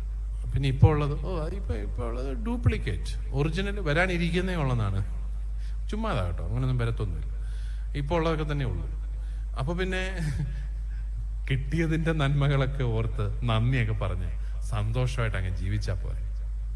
അതാണ് പ്രിയപ്പെട്ടവരെ കാരുണ്യത്തിനാണ്. അതുകൊണ്ടാണ് ഞാൻ പറഞ്ഞത്, കുടുംബജീവിതം വിജയിക്കണമെങ്കിൽ പരസ്പരം കാരുണ്യം കാട്ടണം. കെട്ടിയവൻ ഇങ്ങനെയൊക്കെ ആയത് അയാൾക്കൊന്നും നേരെ ചൊവ്വയുള്ള സ്നേഹമൊന്നും കിട്ടി കാണുകയല്ലെന്ന് ആർക്കറിയാം. വർത്താനം പറയാനൊന്നും അറിയാൻ വയ്യാത്ത ഒരു ബുദ്ധിജീവിയാണ് എന്റെ കെട്ടിയോൻ. അതേസമയം അയലോക്കത്തെ അപ്പുറത്തെ കെട്ടിയോൻ ഭയങ്കര വർത്താനക്കാരനാ. അതും പറഞ്ഞുകൊണ്ട് ഇയാളുടെ ചെല്ലുമ്പം അയാൾക്ക് അതിനേക്കാളും വലിയ അരിശം. ചിലരങ്ങനെയാ അല്ലേ, ഓരോരുത്തരും ഓരോ വ്യത്യാസം. പക്ഷേ നമുക്ക് നമ്മുടെ ദൈവിക പദ്ധതിയിൽ നമ്മുടെ ജീവിതത്തെ തിരിഞ്ഞു നോക്കുമ്പോൾ നമ്മളെല്ലാം ഒത്തിരി നന്മകൾ കിട്ടിയവരാണ്. എനിക്ക് നിങ്ങളോടെല്ലാം പറയാനുള്ളത്, ഹൃദയത്തിൽ കരുണയുണ്ടാകണമെങ്കിൽ ഹൃദയത്തിൽ ഒരു സംതൃപ്തി ഉണ്ടാവണം. ദൈവം ഏതാണ്ടൊക്കെ തന്നു എന്നുള്ളൊരു ചിന്തയൊക്കെ ഉണ്ടാവണം, ഒരു സന്തോഷമൊക്കെ ഉണ്ടാവണം. നിങ്ങൾ കൊച്ചുകുട്ടികളുള്ള മാതാപിതാക്കളെല്ലാം ചെയ്യാൻ പിതാവ് ഒരു കാര്യം പറഞ്ഞുതരാം. നിങ്ങളുടെ പിള്ളേരെ കൊണ്ട് ഒരു ഗ്രാറ്റിറ്റ്യൂഡ് ജേർണൽ എഴുതിക്കണം. ഗ്രാറ്റിറ്റ്യൂഡ് ജേർണൽ എന്നൊക്കെ കേൾക്കുമ്പോൾ നിങ്ങൾ ഞെട്ടണ്ട. ഒരു 80 പേജിന്റെ ഒരു നോട്ട് ബുക്ക് മേടിച്ച് ഓരോ ദിവസവും പിള്ളേർക്ക് ഏറ്റവും ഇഷ്ടപ്പെട്ട അവരുടെ ഹൃദയത്തെ സ്പർശിച്ച 2 നല്ല കാര്യങ്ങൾ എഴുതി വെക്കാൻ പറയണം. എന്നിട്ട് അത് പറഞ്ഞ് ഈശോയ്ക്ക് നന്ദി പറഞ്ഞിട്ട് കിടന്ന് ഉറങ്ങാൻ പറയണം. നല്ല കാര്യങ്ങൾ. അവർ ഈ നെഗറ്റീവ് കാര്യങ്ങൾ നമ്മളെ ഈ നെഗറ്റീവ് കാര്യങ്ങളാണല്ലോ ഈ വീട്ടിൽ പറയുന്നത് മുഴുവൻ. ഇന്നിപ്പോ നിങ്ങൾ ധ്യാനം കഴിഞ്ഞ് ചെല്ലുമ്പോഴേ കെട്ടിയവനെ വഴക്ക് പറയാനിരിക്കുക, എന്നാ നിങ്ങൾക്ക് കൂടെ വരായിരുന്നു, നിങ്ങളും കൂടെ കേൾക്കേണ്ടതായിരുന്നു. നെഗറ്റീവാണ്, നമ്മൾ മൊത്തം നെഗറ്റീവാണ്. അല്ലാതെ എനിക്കെങ്കിലും പോകാൻ പറ്റിയല്ലോ ദൈവമേ എന്നല്ല നമ്മൾ ഓർക്കുന്നത്. നിങ്ങളും കൂടെ എന്നാണ് വരാഞ്ഞെന്ന് പറഞ്ഞിട്ട് വഴക്കുണ്ടാക്കാൻ പോവാ. അത് തീരുമാനിച്ചു വെച്ചിട്ടുണ്ട് ചിലരൊക്കെ, കർത്താവ് എനിക്ക് വെളിപ്പെടുത്തി തന്നിട്ടുമുണ്ട് അത്. അപ്പോ എന്നാ എനിക്കെങ്കിലും പോകാൻ പറ്റിയല്ലോ മാതാവേ, എന്ന് അത്രയും വലിയ നന്മയുണ്ടായല്ലോ എന്ന് നമ്മൾ ഓർക്കത്തില്ല. നമ്മൾ ഈ നെഗറ്റീവ്, ഈ പിള്ളേരെ പോസിറ്റീവായിട്ട് എന്ന് പറഞ്ഞ നന്മ, ദൈവം തരുന്ന നന്മകൾ തിരിച്ചറിയാൻ അവരെ പഠിപ്പിക്കണം. അതുകൊണ്ട് പ്രിയപ്പെട്ടവരെ, അങ്ങനെ 2 കാര്യങ്ങൾ, നന്ദി പറയാനുള്ള 2 കാര്യങ്ങൾ കുഞ്ഞുങ്ങളെ എഴുതിച്ച് നന്ദി പറയിച്ചിട്ട് കിടത്തി ഉറക്കണം. ഒരാഴ്ചയാകുമ്പോൾ അവർക്ക് നന്ദി പറയാൻ 14 കാരണങ്ങളായി. ഒരു മാസമാകുമ്പോൾ അവർക്ക് നന്ദി പറയാൻ 60 കാരണങ്ങളായി. ഒരു വർഷമാകുമ്പോൾ അവർക്ക് നന്ദി പറയാൻ 700 കാരണങ്ങളായി. 2-3 വർഷമാകുമ്പം അറിയാതെ നിങ്ങളുടെ പിള്ളേര് നല്ല ഊർജ്ജമുള്ളവരായിട്ട് മാറും, നന്മ കാണുന്നവരായിട്ട് മാറും, ജീവിതം കൊള്ളാമല്ലോ എന്ന് പറയുന്നവരായിട്ട് മാറും. അവർ തന്നെ ഇരുന്ന് പഠിച്ചോളും. അവർക്ക് നല്ല ഒരു പോസിറ്റീവ് എനർജി കിട്ടും ജീവിക്കാൻ. അല്ലാതെ നമ്മൾ ഈ പരാതിയും പറഞ്ഞ് കുറ്റവും പറഞ്ഞ്, കർത്താവിന്റെ കുരിശെന്നൊക്കെ പറയുന്നത് ബലഹീനന്റെയും ബലിമൃഗത്തിന്റെയും കുരിശൊന്നും അല്ല പ്രിയപ്പെട്ടവരെ. അത് നല്ല ധീരതയുടെ അടയാളമാണ്. ധൈര്യം ഉണ്ടായിരുന്നു കർത്താവിന്. 14 സ്ഥലങ്ങളിലും അവിടുന്ന് പിന്തിരിഞ്ഞോടിയില്ലല്ലോ. അവിടുന്ന് ആ കുരിശെടുത്തില്ലേ, നല്ല ധൈര്യമാണ്. ആ ധൈര്യം ഉണ്ടാകുന്ന എപ്പോഴാ?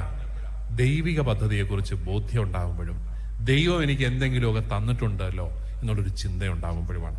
ആകയാൽ കാരുണ്യത്തിന്റെ ഉറവകൾ നമ്മളിൽ എല്ലാവരിലും ഉണരാൻ വേണ്ടി നമുക്ക് പ്രാർത്ഥിക്കാം.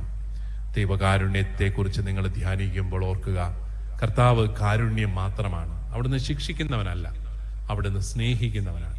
ആ സ്നേഹിക്കുന്ന ദൈവത്തെ കണ്ടെത്താനും നമ്മുടെയൊക്കെ വീടുകളിൽ ഈ കാർക്കശ്യത്തിന്റെയും വിധിക്കലിന്റെയും സംസ്കാരം ഒന്ന് മാറ്റി പരസ്പരം മനസ്സിലാക്കി കരുണ കാട്ടി കൂടെ നിന്ന് സഹായിച്ചു, അങ്ങനെ അങ്ങോട്ടും ഇങ്ങോട്ടും സഹായിച്ചും സ്നേഹിച്ചും വർത്തമാനം പറഞ്ഞും നന്മകൾ കണ്ടെത്തി ആഘോഷിച്ചുമൊക്കെ സന്തോഷം നിറയുന്ന കുടുംബങ്ങളാക്കാനും നിങ്ങൾക്ക് എല്ലാവർക്കും സാധിക്കട്ടെ.